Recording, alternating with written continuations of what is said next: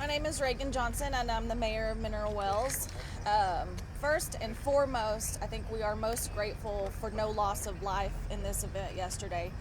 When you see the destruction that's here, you can tell that that's really amazing. Um, you know, Texans doing what Texans do best. The mutual aid, the outpouring of neighbors, everyone wanting to help has been overwhelming. Uh, so, with that, I have a couple of things. Also, at this time, we need people to remember this area. A lot of this area is still not safe. We do not need or want extra traffic through here until we let our utility companies get in, get everything under control, do their assessments, and make sure that the area is cleared. And then we can move on to debris and chainsaws and recovery efforts and those kind of things. There will be a volunteer coordination center that we will post out information for people on that, as well as an online link for monetary donations, because this will be a long-term recovery effort, and those ongoing needs will need to be met at various points in the stages of this. So with that, I will turn it over to one of our chiefs to give you some of the more technical information as we're moving through this. Thank you. Thank you for being here. Name's Ryan Dunn, Fire Chief, RYAN DUNN. This morning we've been working pretty diligently on trying to get the recovery efforts to start happening. We've been working with the National Weather Service, and we've also been working with the Texas Department of Emergency Management and Parker and Palo Pinto Emergency Management offices. We just recently, before this interview, we received that at the moment there's a preliminary rating of an EF2 tornado by the National Weather Service, and with potentially more impact as they move through the zone. We also want to kind of give an update on when we're going to start letting residents back into the area. We have been working strategically with Encore, and what we're going to try to do is take it section by section, and once those sections are cleared of all hazards, we'll start letting residents and commercial business owners back into their area. The other thing I kind of wanted to touch on before was the update on the injuries from last night or yesterday afternoon. The total ended up being 5 injuries. 2 went by ambulance and 3 went by personal vehicle to the hospital, and several others that were treated on scene and refused to be transported to the hospital. And at this time, that's the information that we have on the fire and EMS and rescue responses, and I'm going to turn it over to Police Chief Tim Dennison. All right. Again, thank you guys for being here. My name is Tim Dennison. It's TIMDENISON. I'm the Police Chief of the Mineral Wells Police Department. But I just want to reiterate that we do have a disaster declaration that has been signed by the Palo Pinto County Judge and the Parker County Judge, as our jurisdiction lies in both counties. Along with that, last night we did institute a curfew, and tonight we will also, that curfew will remain in effect from 8 p.m. until 6 a.m. And so we're just asking, again, right now, residents to please stay out of the disaster area until our utility crews can get in, get some of these repairs done. We can get them out of the way. The quicker they can get electricity to some of these places, the better and more efficient work that we can get done in some of these areas. So just please stay out. We know we have a lot of resources that have reached out. I mean, personal businesses that want to come in, they want to help, and we are setting up a location for them to go check in. And then when these areas are opened up, we can send them out to the locations of where we need them. So with that, just please, be mindful of the work that everybody is doing in these areas. Please stay out of them for right now. I know you want to come and see it. But it's a lot of work being done in these areas, and the less traffic we got, the more work we can get done. So with that, I'm going to open it up to questions at this time. And I would only add, just for the official information on where to find those resources, please see the city website and the city Facebook page. We'll have the official information on that, as well as the connection options. Question on the injuries. You said that there were 5 injuries, 2 by ambulance, 3 by personal vehicle, several others refused treatment. Do you know how exactly they were injured? Was it debris or anything like that? And do you know their current status right now? So the response I got back from our local hospital, Palo Pinto General Hospital, has stated that the most severe was potentially a hip fracture. unknown how that was, how that happened. And the one transported by EMS was traumatic related, and the other one was a medical. Okay, but everyone is so far okay in the hospital. That, Okay. As far as I know, yes. Okay. Did they transport themselves, or did an ambulance transport them? I'm not sure on that. We had so many multi-agency ambulances here last night. I'm not sure which company transported them, so that's still unknown. Can you describe the area as mostly homes or workplaces? So it's going to be a very smaller size residential with a more expansive commercial industrial business area. Yes, sir. Chief Dunn, give me a sense about when your first responders actually came here on the scene. Walk us through kind of what they did immediately. I mean, was there any immediate rescues? Was there? Tell me, and just your sense about being first on the scene. Sure. So, Mineral Wells, we don't have as many resources as larger communities have, and that when the call came out, we received approximately 5 calls at one time, and happened to prioritize those calls over life and safety.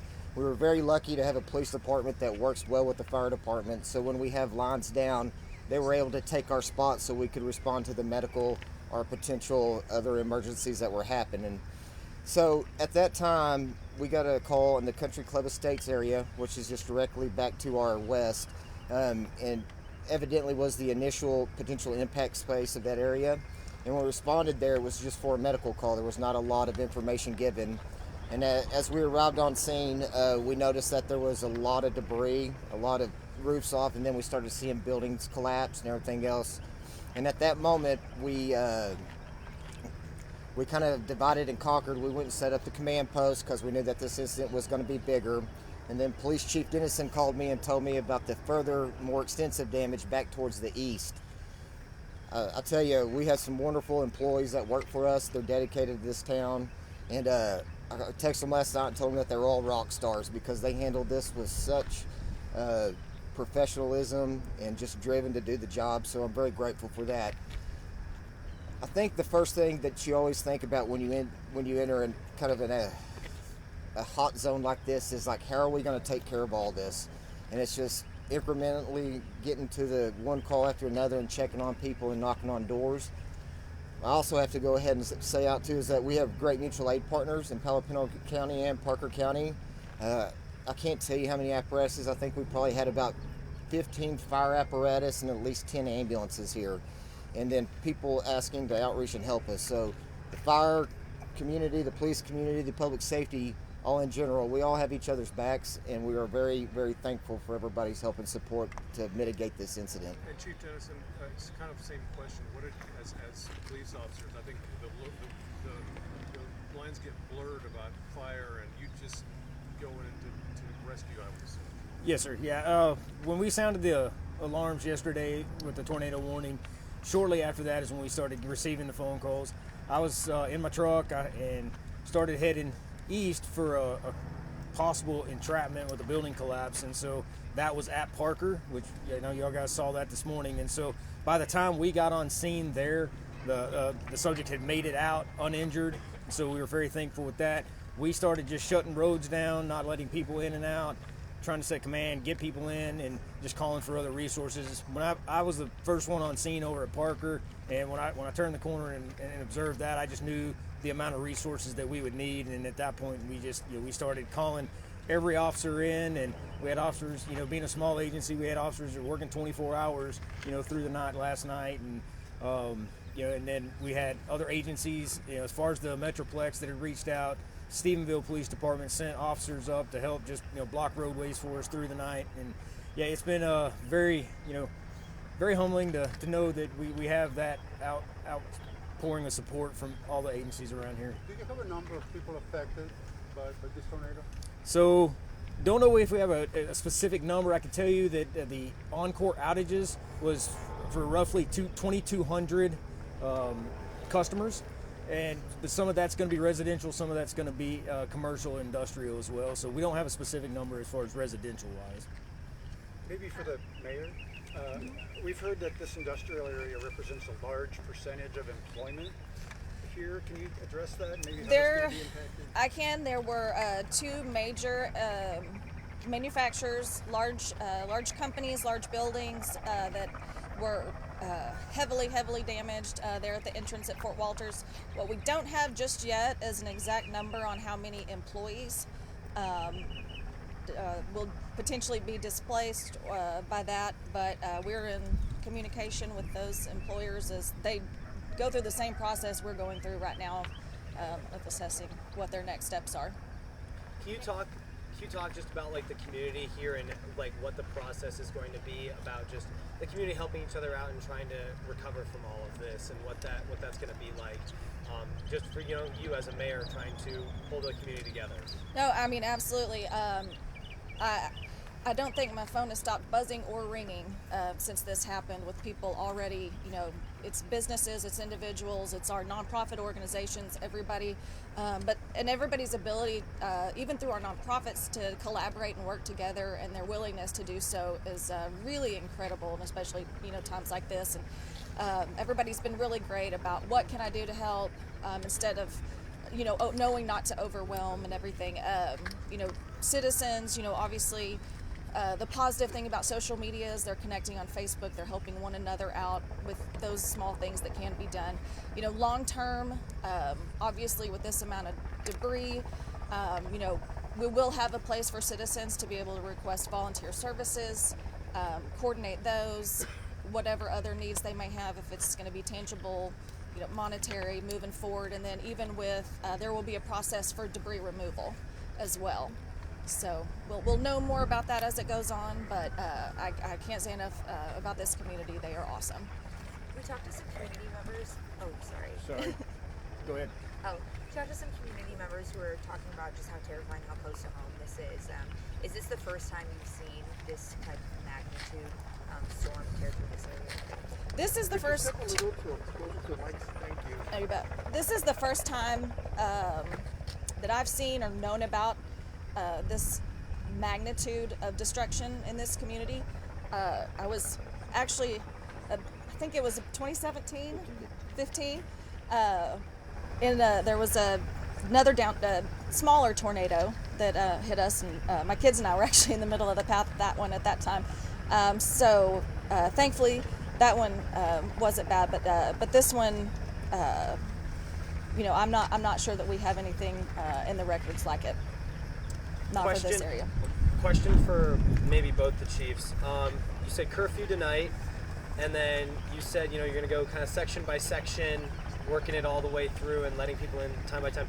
When do you think both of those will be over? Like, when do you think people can start getting back in? When do you think the curfew is going to be over? Yeah, really, we don't have a timeline on that. Again, we're still so early on in this, and just having our preliminary meetings this morning.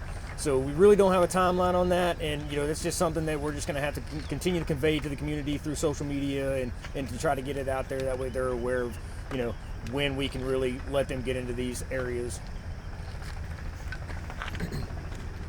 And I just want to state with that comment made that we've also been working with Encore a lot, and I think they have somewhere around, are going to have up to 70 crews here today to get this done. And their goal, it's not a promise, but their goal is to have everything good to go by midnight tonight. So what our plan is at the moment is that we're looking at the residential areas first to get electricity or hazardous things out of the way so people can return to their homes and start working on, the damage that they're experienced. And then they're going to then move to the commercial, more industrial side. And then, of course, first and always will take priority are all the hazards or life-threatening hazards that are currently out there. Can you talk about what it was like arriving to the Parker Hannifin scene last night and just kind of, assessing that damage? Obviously it being dark and late at night, but... Yeah, it was starting to get dark. Of course, obviously, with the clouds, it was still raining. It was, and it was just a pretty intense scene. Pulling up on that and seeing, multiple buildings that have collapsed and not knowing, my struggle was not knowing how many employees would be on site still, and that's what really kind of concerned me, and I just didn't almost know where to start at that moment. So really, it was the radio and just getting resources out there. And so it was devastating to pull up and see that and not know, if people were inside those buildings that were collapsed. And to find out that there was not, and that there was no injuries to that, how amazing is that? And Kind of going off that, have you heard any stories of survivors or people that y'all have been rescuing? So we had the one male that was caught inside the collapsed building. He was inside of a restroom there. So haven't got to talk to that person, but just knowing that he was able to crawl out under his own power, not injured. I did have an officer who was with his family on his way back from Weatherford area, so he was westbound on 180 just as the tornado was crossing over 180. So him and his family were in the vehicle together. Debris hitting the vehicle, and so very scary moment for him. But thankfully, they were all okay, and there was just no injuries there. What would you want your citizens, Chief, to know about what you're doing? About the main point of what you're doing, what you know right now. What do you want to tell your citizens? Well, I would just say that there's a lot of devastation out here, and there's a lot of people that are hurting, and we're here to help make sure that their personal belongings, what they have left in some of these homes, are safe, and to just show us some grace, show the community some grace, and allow us to work through our processes and wait till the time is right to come out and help, and just don't try to come out right now and wait for that moment when it's right. Good deal. Chief Dunn, give us something. You mind repeating the question again, if you don't mind? No. Just what you know right now, what you've taken in this morning, what you're pondering. What do you want the citizens of the community to know right now? Well, I think we also want our citizens to know that we are grateful for them. Again, I said it last night, there was outpouring support from every citizen. As soon as something bad happens in this community, people will show up and try to volunteer and help. And it just shows how close-knit this community is. And as many things as we do right, the one thing that we're really extremely good at is caring for each other. So, we're here. We're going to be here until this is all cleaned up, and then we'll rebuild it, and we're going to make it look better than it was. So.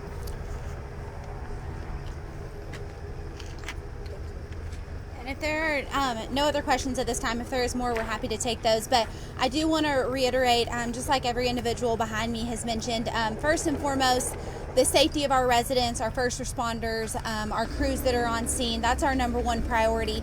But our community is very strong and very resilient and very special. And I know I can speak for all of us when I say I'm extremely grateful for our first responders and our partner agencies that have came in and done just an absolutely incredible job with the situation at hand. We do have a lot of information and things that we're still pulling together, but we do have donations. If anyone has any tangible donations that they would like to donate to these efforts, those can be taken to the Center of Life in downtown Mineral Wells. We do have American Red Cross set up in the community as well at the First Baptist Church, and you can reach them by calling 1-800-RED-CROSS. And then, as we've mentioned, we've had a ton of requests for volunteer efforts, how people can get in and help. We're working through all of those logistics, and we'll be sharing that information here very, very soon. So please keep an eye on our official City of Mineral Wells social media channels and our website. And just to reiterate, we do really kindly but firmly ask residents to stay clear of the area so our crews and our first responders can get in here and do the job that needs to be done so we can get people back in their homes as quickly as possible.